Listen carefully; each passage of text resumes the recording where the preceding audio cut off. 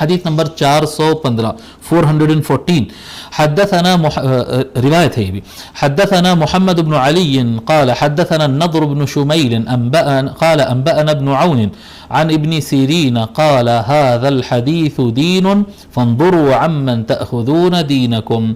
علامہ ابن سیرین، علامہ محمد ابن سیرین رضی اللہ تعالی عنہ، یہ تابعی ہے. علامہ ابن سیرین رضی اللہ تعالی عنہ جو ہے، ابن سیرین بہت مشہور ہے، آپ کی شہرت جو ہے خواب کی تعبیر میں سب سے زیادہ مانی جاتی ہے، سب سے بڑے معبر مانے جاتے ہیں آپ خواب کے تابعین اور ان کے بعد کے زمانے میں.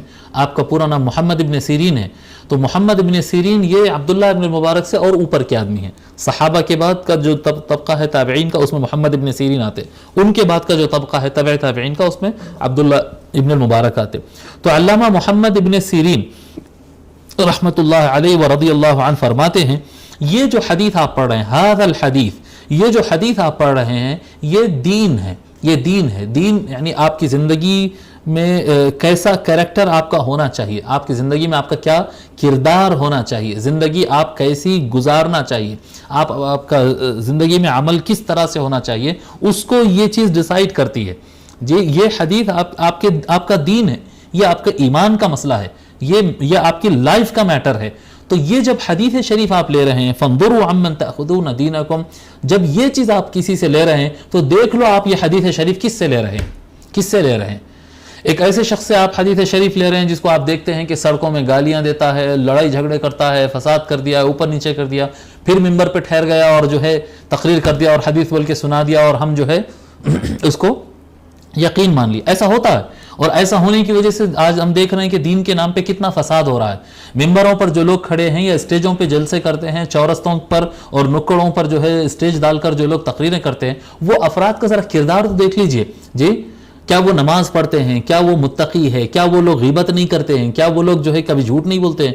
جی آج کثرت سے لوگ جھوٹ بھی بول رہے ہیں، غیبتیں بھی کر رہے ہیں، تعلیم کم، پیسے کی حوث زیادہ، وہ سیٹ کے دروازے پر کھڑے ہیں، یہ مالدار کے دروازے پر کھڑے ہیں. یہ ان کا کردار اتنا لو ہو چکا اور اتنا گرا ہوا کردار ہو گیا، بس اس کے کیونکہ چہرے پر داڑھی ہے، یہ سر پہ شملہ یا اونچی ٹوپی ہے اور وہ کیا کہتے ہیں کرتا پیجامہ یا جبہ پہنتا ہے، وہ ٹھہر کر تقریر کر دیا اور ہم سمجھ رہے ہیں کہ سرکار نے ایسا فرمایا. نہیں، ایسے افراد سے نہیں لینا. جب آدمی سے کسی سے دین سیکھ رہے ہیں، جی حدیث شریف سیکھ رہے ہیں، تو اس وقت دیکھنا ہوتا کہ آپ کس سے یہ دین لے رہے ہیں.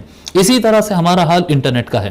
انٹرنیٹ کا حال ہے، بس آج واٹس ایپ فارورڈ آ جائے، یوٹیوب فارورڈ آ جائے، کیا کہتے ہیں فیس بک کا فارورڈ آ گیا، بس فارورڈ آ گیا حدیث کہتے ہیں. پہلے حدیث شریف بول کے اتنے فارورڈ ہونے لگے، اس کے بعد علماء مذمت کرنے لگے کہ یہ غلط ہے. اس کے بعد مولا علی نے فرمایا، مولا علی کا فرمان کون کہاں سے کس کتاب سے. اچھا ریفرنس بھی ڈال دے رہے ہیں کئی لوگ. جی کئی لوگ ریفرنس بھی ڈال دے رہے ہیں اور یعنی حدیث لکھ دے رہے ہیں اردو میں اور نیچے ریفرنس بھی ڈال دے رہے ہیں، انا للہ و انا الیہ راجعون. ترجمہ غلط، وہ حدیث کے نام پر وہ حدیث نہیں ہے، ترجمے صحیح نہیں. کبھی بھی علم اگر حاصل کرو، کیا فرما رہے ہیں علامہ ابن سیرین، اگر علم حاصل کرو، یہ جو علم آپ حاصل کر رہے ہیں، دیکھو ایک علم ہوتا ہے سائنس کا، آپ ہوتا ہے کیا بولتے ہیں اپنے بزنس کا، اور اس کا جو علم حاصل کر رہے ہیں اس میں آپ غلطی کر سکتے ہیں، آپ کو نقصان ہو سکتا ہے، پلٹ کے آپ سدھر سکتے ہیں، رائٹ، ایسا ہو سکتا ہے. لیکن یہ جو علم الحدیث آپ اپنا رہے ہیں یا قرآن یا حدیث کا علم آپ پڑھ رہے ہیں، یہ آپ اپنا دین، ایمان اور کیا کہتے ہیں اپنی روحانیت اور اپنی زندگی اور اپنی آخرت سمجھ کر آپ حاصل کر رہے ہیں. تو ایسا ہی کسی کے پاس سے مت حاصل کر لو. جی آتھنٹک سورس ہونا چاہیے، ریلائبل سورس ہونا چاہیے.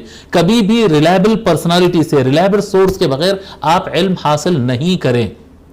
جی جن کا علم آتھنٹک ہوتا ہے، جن کا جو سورس ریلائبل ہوتا ہے، جو انسان بہت اچھے کردار کا ہوتا ہے، سچ بولنے والا، تقوی والا، اللہ سے ڈر رکھنے والا، علم حاصل کرنے میں محنت کرنے والا، ایسے فرد سے جب آپ علم حاصل کرتے ہیں، وہ علم سے آپ کے اندر اچھائی بڑھتی ہے، آپ کے اندر نرمی آتی ہے، آپ کی انسانیت اس کے اندر آگے بڑھتی ہے، اور اس سے جو ہے آپ کے اندر حضور صلی اللہ علیہ وآلہ وسلم کا عشق پیدا ہوتا ہے، آقا صلی اللہ علیہ وآلہ وسلم سے تعلق ہوتا ہے، اسلام پر عمل کرنے سے محبت ہوتی ہے، اللہ تعالیٰ سے بندے کا کنیکشن بنتا ہے.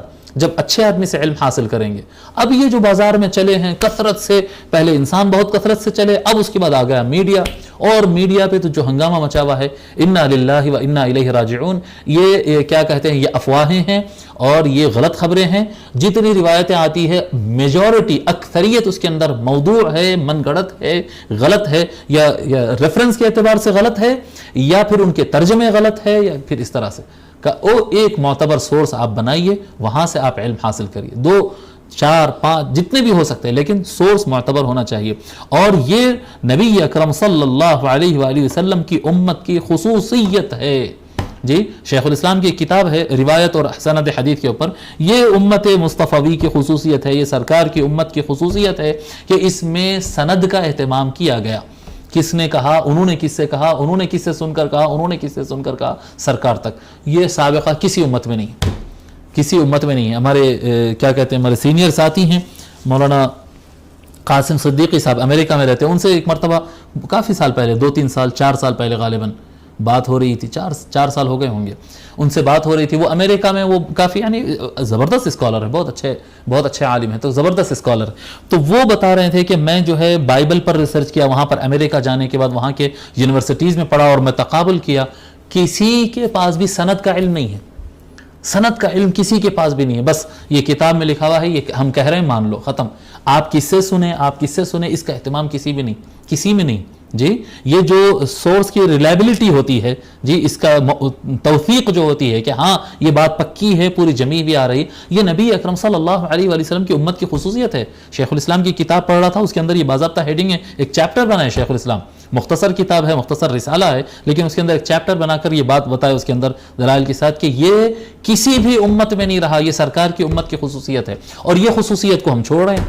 یہ ہماری خصوصیت ہے کہ ہمارے پاس علم ریلائبل سورس سے آتا ہے اور سند کے ساتھ آتا ہے. جیسا کہ اب ہم پڑھے، ہم جو بھی حدیث پڑھتے ہیں تو اس سے پہلے 4 5 6 نام پڑھتے ہیں، 4 5 6 نام ہوتے ہیں. یہ سند متصل ہوتی ہے کہ امام ترمذی نے اگر بیان کیا ہے تو امام ترمذی کیا سرکار صلی اللہ علیہ وآلہ وسلم سے ملاقات کی ہے؟ یہ کیسے بیان کر رہے ہیں؟ نہیں، امام ترمذی نے فلاں کو سنا، انہوں نے فلاں کو سنا، انہوں نے فلاں کو سنا، انہوں نے سرکار سے ملاقات کی، یہ سرکار کو دیکھا اور وہ روایت کی. اس طرح سے چین متصل ہوتی ہے. اور یہ چین متصل سند کا اہتمام ہم آج تک کر رہے ہیں، یہ متصل سند کا اہتمام آج تک بھی کر رہے ہیں. اور جب تک جہاں تک اسانید متصل نہ ہو اور بات یعنی مضبوط نہ ہو، کیا کہہ سکتے، اس وقت تک آپ یقین نہیں کر سکتے.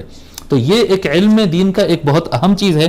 فرما رہے امام علامہ ابن سیرین رحمۃ اللہ علیہ ورضی اللہ عنہ کہ تم دیکھو کس سے تم علم دین حاصل کر رہے ہو، دیکھو تم کس سے علم دین حاصل کر رہے ہو. تو آئیے اب ہم جو ہے یہاں پر اللہ تبارک و تعالیٰ کے فضل و کرم سے ہم شمائل المحمدیہ کے پورے 415 روایتیں مکمل پڑھ چکے ہیں. اور یہ جیسا کہ ہم بتائے کہ نبی اکرم صلی اللہ علیہ وآلہ وسلم کے شمائل اور آپ کے صفات پر مشتمل سب سے زیادہ معروف، معتبر اور شامل کتاب ہے. اس کے آگے اور کتابیں لکھی گئی، اس کے بعد کے زمانے میں اور کتابیں بھی لکھی گئی ہے، اس سے زیادہ جامع کتابیں بھی لکھی گئی ہے جس میں اس سے زیادہ شمائل موجود ہے اور اس سے زیادہ ایک جگہ کیے گئے ہیں. لیکن یہ سب کتابوں کی بڑی اور ماں مانی جاتی ہے. شمائل میں لکھے جانے والی کتابوں میں سے امہات الکتب جس کو کہتے ہیں، مدر بکس کہتے ہیں عربی میں، امہات الکتب میں سے ایک کتاب ہے. آج اللہ تبارک و تعالیٰ کے فضل و کرم سے ہم یہ کتاب مکمل کیے ہیں.